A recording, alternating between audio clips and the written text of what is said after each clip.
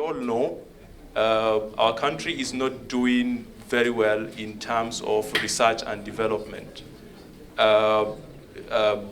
You know, we are said to be doing very, very abysmal because we only utilize 0.22% of our spend on R&D. And there has been this recommendation by the Organization of African Unity back then in 1980 that member countries should try as much as possible to have at least 1% of their GDP on research and development, and we've not been able to achieve that. So we believe that at the end of this discussion, we will at least come to some agreement on how to go about incentivizing research and development.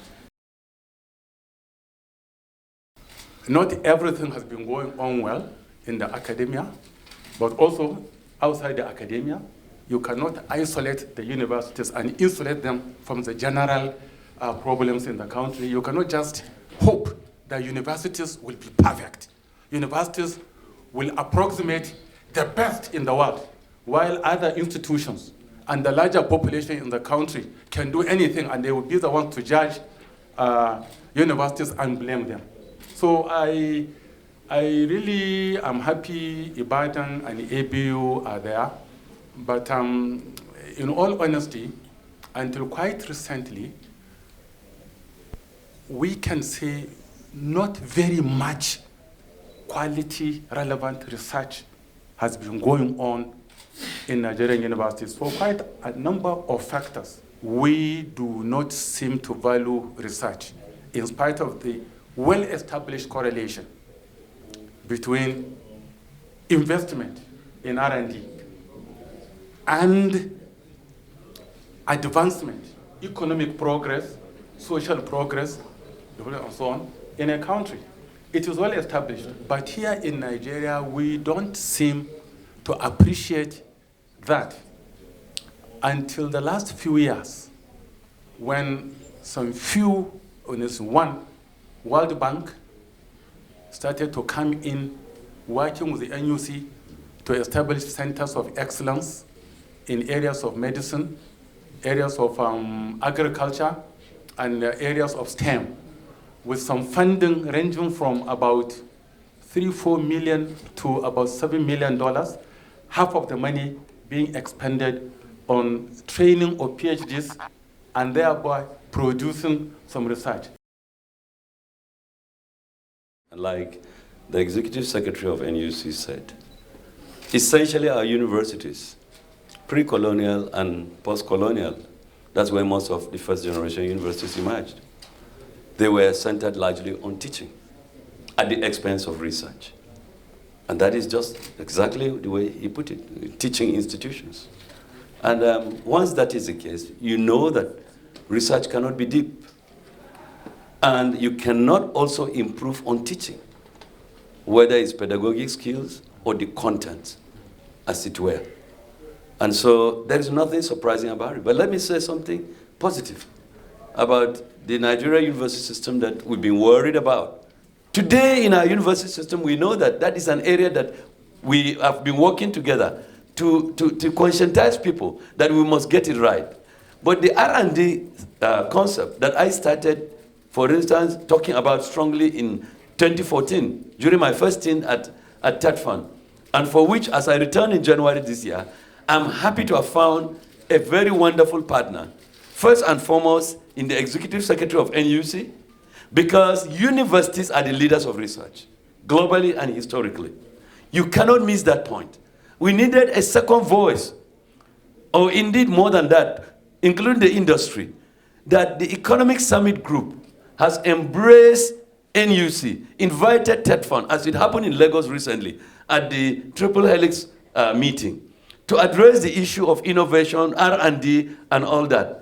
Is to say, suddenly, we never had a platform for academics coming to sit at the Economic Summit Group. Today, something has happened that is unique. And I think going forward, we recognize, and honestly, let me use this platform to appreciate the Economic Summit Group. In the 21st century, a knowledge economy has to appreciate research. Instead of a two-way relationship, we need a three-way. Okay. So instead of the government checking the profile and portfolios of those private sector companies, universities should be the one accessing and assessing, examining those portfolios. Looking at those portfolios, they could decide in what areas do they have expertise or specialization that they can at least conduct some research to solve those industrial-related problems. Tax break, of course, absolutely can help, but tax break will not lead to human capital development. I think bringing money to the table to the university will do. Yeah, Professor Rasheed, I was with the World Bank for 20 years, and 10 of those years I have been traveling in and out of Nigeria. And so I left about 5 years ago and joined the university. So I know very well the ACE program, the Africa Centers of Excellence program. And just to pick up a very small point about that program, it's a grants program. It's a competitive grants program given to universities that apply for the 5 to 7 million grant. And it was, the World Bank designed it in a way that all countries in West and Africa are to participate. But the result of the competition was overwhelmingly Nigerian. There were 16 grantees, universities, in various fields, medicine, agriculture, and so on.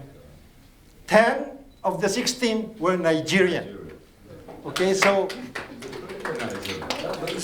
Yes, that's very impressive. So, yeah, and so the purpose of that grant is actually exactly to provide available money for the university to do research, do master's and doctoral degrees as their real outputs for the program, and in general to build the centers of excellence in selected universities in Africa in order that this will become the focal point of other universities for particular centers, for particular specializations. So direct funding from that particular source is the solution.